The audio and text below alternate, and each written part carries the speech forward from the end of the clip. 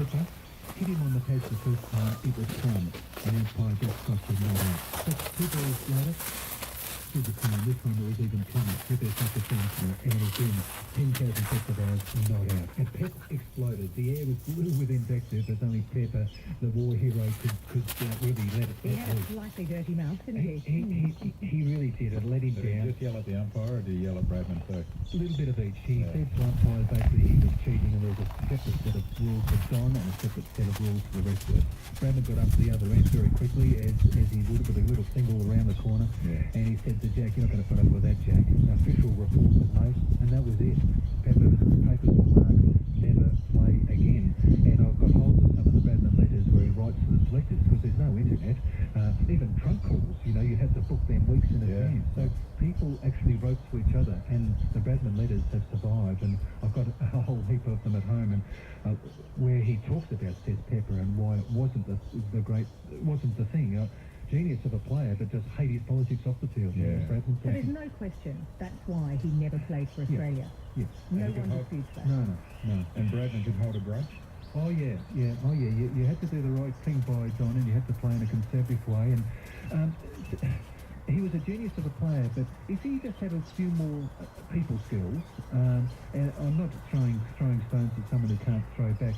He made 300 in a Test match. It had never been done before, and a wealthy Australian gave him all this money, £1,000, gave him a cheque. Now Bradman, as the boys were passing the bar in his hotel at Leeds, having been the first to make a triple century in Test cricket, he could have said, "Boys, got all this money, here's 50, have a great night." He said, "I'm just too tired, I'm going up the stairs to have tea."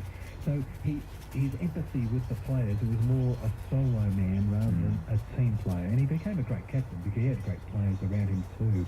So, yeah, he was a bit different, Doc. He was a bit different, and certainly he marked Pepper's favours as a player. And I think you made a really interesting point about the experiences of the two during the war, and that you think that if Bradman had had a different war, he would have had a different way of managing Pepper. Totally. Because Jack Scott, he was an employee of the FACA, and he was getting money every week from them, so he needed to be able to write this report. And just in the letters throughout early 1946, in the lead up to the team selection, there were several letters back and forth where Pepper, underlined his name, underlined it. Did he behave up in Queensland? He said to the chairman of selectors, and it was just unfortunate because Pepper at the time, Miller said he was the greatest all-round cricketer immediately after war. Miller probably was the number one, but Pepper was number two. So he was amongst the best 6 cricketers in the whole world at that stage. Australia picked 13, including 3 leg spinners, and Pepper bowled leg spinners and was a big hitter, and he wasn't selected. Who's what would he have taken in the 48 series? Well, he had 3 leg spinners, Holland McCall. You think he would have played? Or Doug Ring. So he would be renowned now as one of the greatest, most cricketers of them all. But for this particular tirade, But it's not. I mean, he never got to play for Australia, but he packed his bag pretty quickly. He hot-footed it over to the UK, and he became the most profitable cricketer. Yeah, I mean, no prize on him. Highest paid cricketer, £1,000, which is worth around about $250,000 a year now. He and his new wife, he already had a love child, a baby that his wife didn't know about. Young John Pepper was born very soon after the English experience, but in the end, Maureen and John, they left after about 18 months. They couldn't put up with Pep's philandering. Like, he loved girls and girls loved him. He was just one of those magnets to women and vice versa. But he ended up in this just bizarre for the times. I mean, probably almost, even today it's unusual.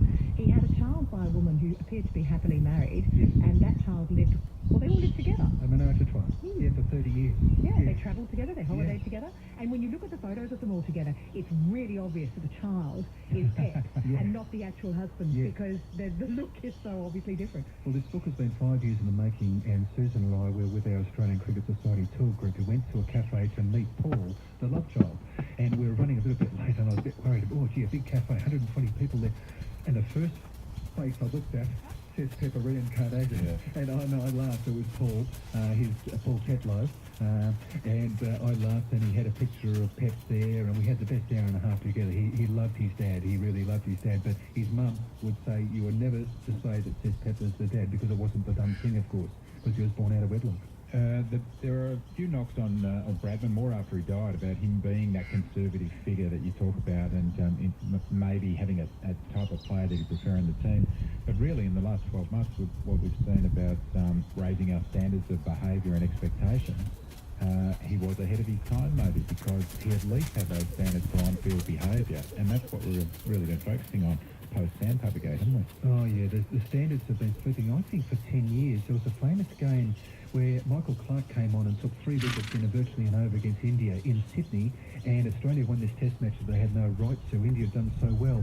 And you'll remember in England when Australia lost a famous game at Edgbaston, and Flintoff controlled with Brett Lee. They were both down on their haunches, and the spirit of cricket was living there in 2005. Well, India and Arnold Combley, their great captain, someone from the Australian group, Ricky Ponting was captain, and I love Ricky Ponting, he's patron of our cricket society. He should have gone across to Combley because he had batted for 2.5 hours, and he'd almost given India an impossible draw from nowhere. No one came across. They're all too busy in their little group celebrating. I really think the standards have really gone downhill, and the culture that we talk about have been slipping ever since.